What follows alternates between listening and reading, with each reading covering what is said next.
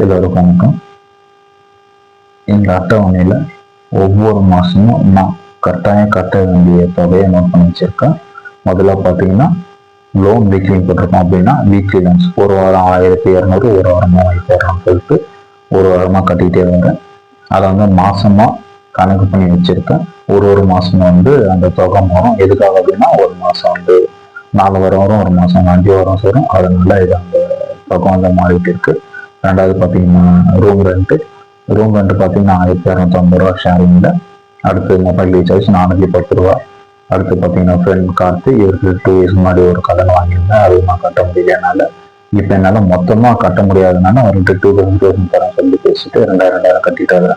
அப்புறம் என்கிட்ட பைக் ஒன்று இருக்கிறதுனால பைக்கோட செலவுக்கு வந்து 1000 ரூபாய் வச்சிருக்கேன்.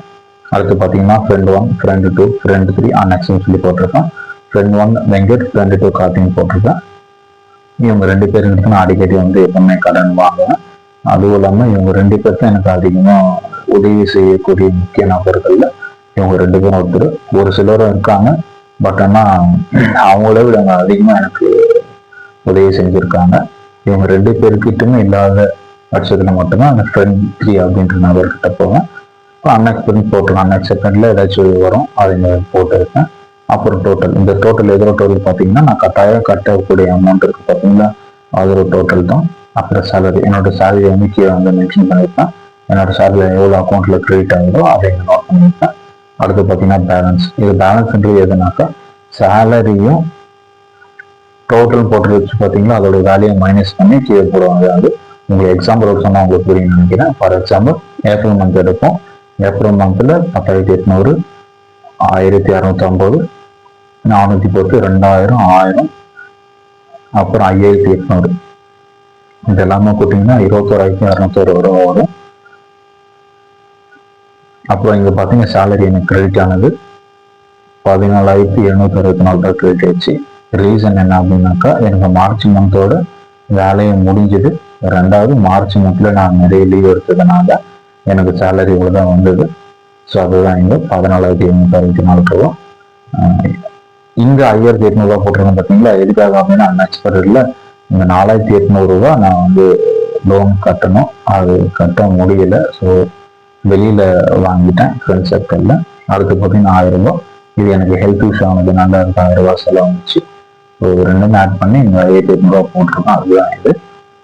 இப்போ எனக்கு சேலரி 14,764 ரூபா கிரெடிட் ஆயிடுச்சு பார்த்தீங்கன்னா. ஸோ அதில் நான் வந்து ரூம் ரெண்ட் கட்டிட்டேன், 1000 ரூபா பைக்கு வந்து போட்டுட்டேன், இன்ஜின் எல்லாம் மாற்றிட்டு மற்றெல்லாம் செலவு பார்த்துட்டேன். அடுத்து பார்த்தீங்கன்னா அந்த அன்எக்ஸ்பெக்டட்ல 5,800 சொல்லி வந்துச்சு பார்த்தீங்களா, அதை வந்து நான் கொடுத்துட்டேன். இப்போ பேலன்ஸ் நான் கட்ட வேண்டியது பார்த்தீங்கன்னா 10,800, 410, கார்த்திகிட்ட 2000 கொடுக்கணும். ஸோ இதுதான் இருக்கு. அப்புறம் நான் இப்போதான் ஒரு நியூ ஒரு ஆஃபீஸ்ல ஜாயின் அப் பண்ணியிருக்கேன். இந்த மார்ச் மந்த்ல எனக்கு வேலை இல்லைன்னு சொல்லிட்டாங்க. ஸோ மார்ச் எண்டு வீக்ல நான் வந்து நிற்க வேண்டிய சூழ்நிலை வந்துச்சு. ஸோ அந்த மார்ச் 1 வீக் டைம் இருந்ததுன்னா அந்த 1 வீக்ல வேலை தேடி இப்போதான் 4ஆம் தேதி வந்து ஏப்ரல் 4ஆம் தேதி தான் ஜாயின் பண்ணாங்க ஆஃபீஸில். ஸோ அதில் சேலரி பார்த்தீங்கன்னா 24,000 வரும்னு சொல்லியிருக்காங்க.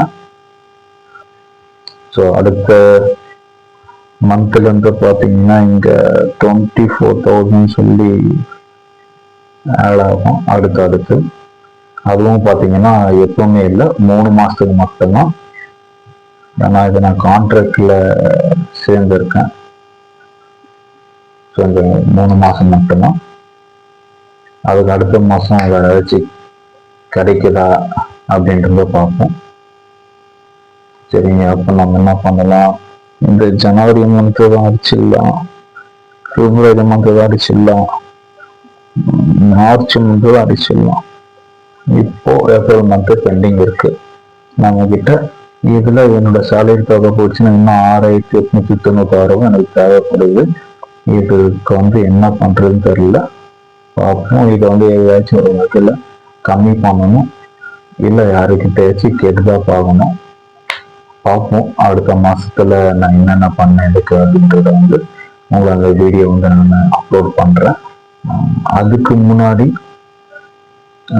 உங்களில் சிலருக்கு டவுட் வரும், இதுல வந்து இந்த ஃபுட்டுக்கான எக்ஸ்பென்சஸ் எதுவுமே இல்லையா ப்ரோ, அது எதுவுமே நீங்க மென்ஷன் பண்ணலையே அப்படின்னு சொல்லி நீங்க கேட்கலாம்.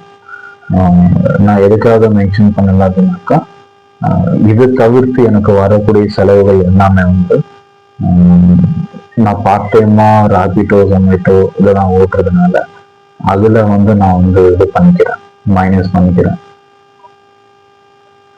எக்ஸாம்பிள் பார்த்தீங்கன்னா இதுதான் வந்து டெய்லி எக்ஸ்பென்சிவ் சொல்லி போட்டிருக்கோம்.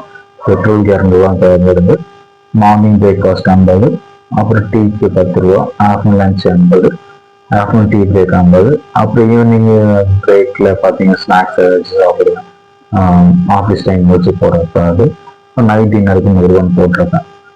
மொத்தம் ஒரு நாளைக்கு பார்த்தீங்கன்னா 450 ரூபா எனக்கு வந்து எக்ஸ்பென்ஸ் ஆகுது. இதுல வந்து 200 ரூபா பெட்ரோல் போட்டோம் அப்படின்னாக்கா நான் 450 ரூபாய்க்கு வந்து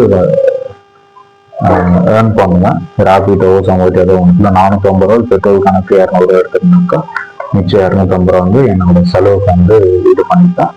அதே மாதிரி இந்த 450 ரூபா தான் எப்பவுமே கன்ஃபார்மா வரும்னாக்கா அது வரும். அதாவது ஒரு நாள் 300 ரூபா வரும், ஒரு நாள் 200 ரூபா வரும், ஒரு நாள் 600 ரூபா வரும், எப்படினாலும் வரும். சரிங்களா? ஸோ எனக்கு எவ்வளோ நான் ஏர்ன் பண்ணுறேனோ அதுக்கேற்ற மட்டும் நான் சாப்பிடுவேன். இதில் மென்ஷன் பண்ணிக்கிறது தான் நான் கரெக்டாக இது பண்ணுவேன்றது அவசியம் இல்லை.